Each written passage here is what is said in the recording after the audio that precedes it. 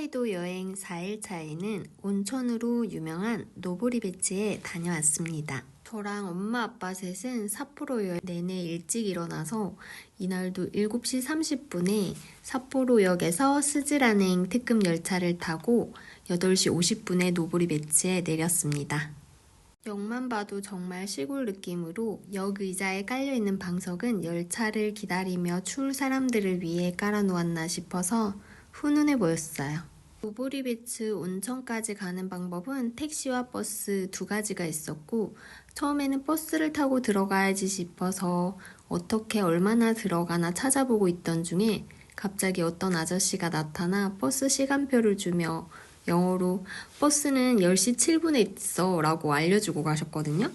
1시간 이상 버스를 기다리기는 시간이 너무 아까워서 저희는 택시를 tas어요.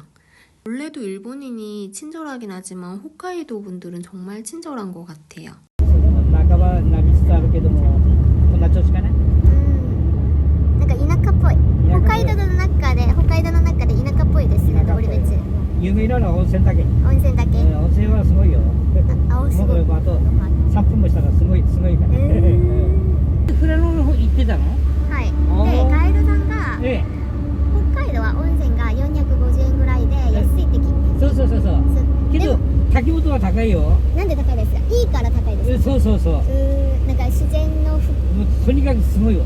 あ一口で言えない。よかった。もう全然圧倒されるよ。お風呂はね。登別の他の温泉より滝本が一番。滝本は別格。全くこれシンボル。わすごい。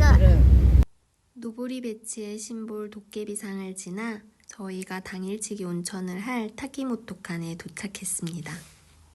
노보리베츠에서도 엄청 유명한 다이이치 타키모토칸 온천은 당일치기 온천은 오전 9시부터 저녁 6시까지 성인 1인 2,250엔이었습니다. 홋카이도의 온천들은 저렴해서 보통 450엔에서 600엔 정도지만 노보리베츠 온천은 좀 비싼 편이라고 해요.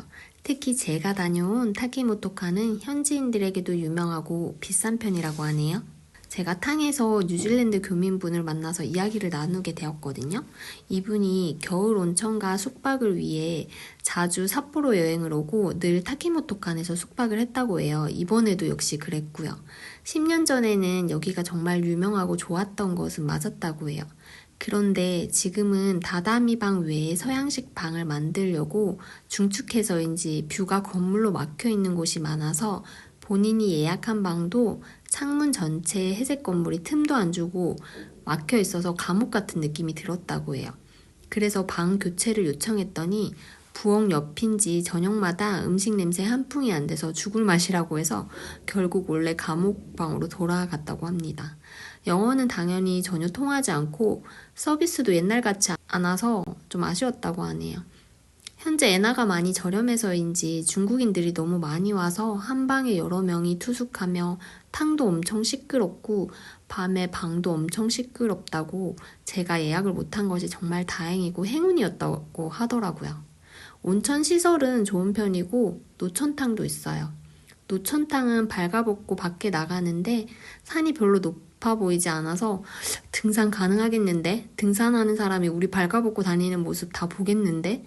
약간 이 정도로 뚫려 있어서 좀 두려웠지만 에라이 모르겠다 이까지 왔는데 하며 노천탕으로 들어갔습니다. 온천 이용하며 당황했던 점은 저희가 오전 9시 20분 정도부터 이용했는데 갑자기 직원 4-5명이 들어와서 탕 청소를 엄청 하는 거예요.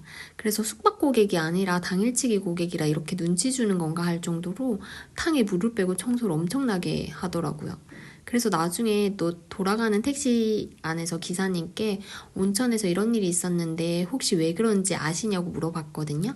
그랬더니 일본의 대부분의 온천은 다 그렇다고 하네요. 특히 숙박과 함께 운영하는 온천은 밤에도 손님이 있고 청소할 시간도 따로 없거니와 물을 자주 갈고 청소해야 한대요. 한 번에 모든 욕탕을 청소를 다 하는 것은 아니고 부분 청소를 하니까 일본 온천을 이용할 때 옆에서 청소를 하더라도 당황하지 말고 편하게 이용하시면 될 것 같습니다. 온천도 온천이지만 온천 후에 지옥 계곡에 간 게 정말 좋았어요. 노브리베츠 지옥계곡은 실제로 보면 자연경관이 정말 웅장하고 멋있어요. 정말 말로 표현할 수 없을 만큼.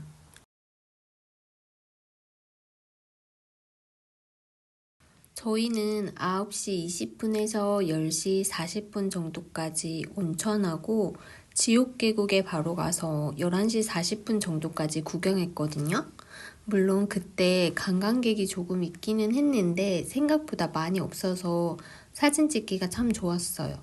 저희가 사진 다 찍고 나온 시간이 약 11시 40분쯤이었는데 그때가 되니까 다양한 나라의 단체 관광객들이 우르르 몰려오기 시작했어요.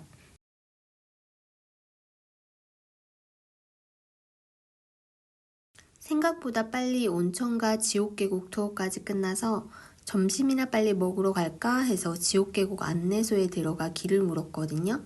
그러다 지도 보니까 근처에 곰목장이 있더라고요. 입장료가 원래는 1인 2,800엔인데 그 안내소에서 할인 쿠폰을 줘서 1인 2,600엔에 다녀오게 되었거든요. 처음에는 좀 비싼가 싶었는데 막상 가보니까 생각보다 괜찮았어요. 차로 왕복 픽업까지 해주고 곰 보러 가는 길 리프트도 타고 가거든요. 왕복으로. 그런 금액까지 다 포함되어서 괜찮았던 것 같아요.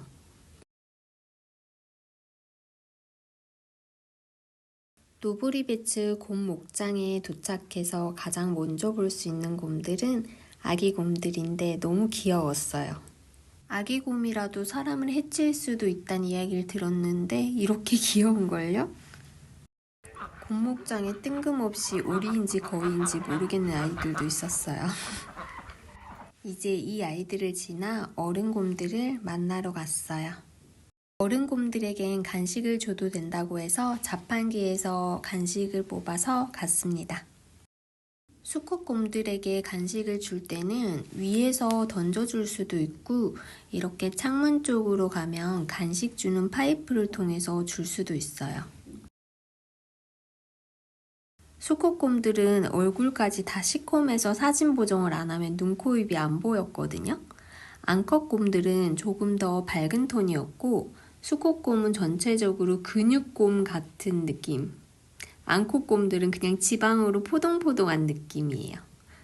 그리고 수컷 곰들은 간식을 던져주면 신기하게도 입으로 다 받아 먹거든요. 암컷 곰들은 간식은 계속 달라고 하면서 받아 먹을 의지도 없고 바닥에 떨어지면 그냥 그거 주워 먹거나 하는데 또 못 찾아서 느릿느릿하게 간식 찾다가 옆에 까마귀한테 다 간식 빼앗기고 그랬어요. 곰들을 다 본 후에는 리프트를 타고 내려와서 처음에 차량 픽업을 해주셨던 기사님이 저희가 원하는 음식점에 또 내려주셨어요. 노브리베츠는 온천만 유명해서 특별한 맛집은 없을 거라 했지만 저희가 식사했던 노부지는 굉장히 맛있었어요. 외관이 공사 중처럼 되어 있어서 영업을 안 하나 했지만 자세히 보니 영업 중이라는 일본어가 적혀 있더라고요. 영업 중인 거 맞습니다. 주 메뉴는 샤브샤브, 스키야키, 야끼니쿠였습니다.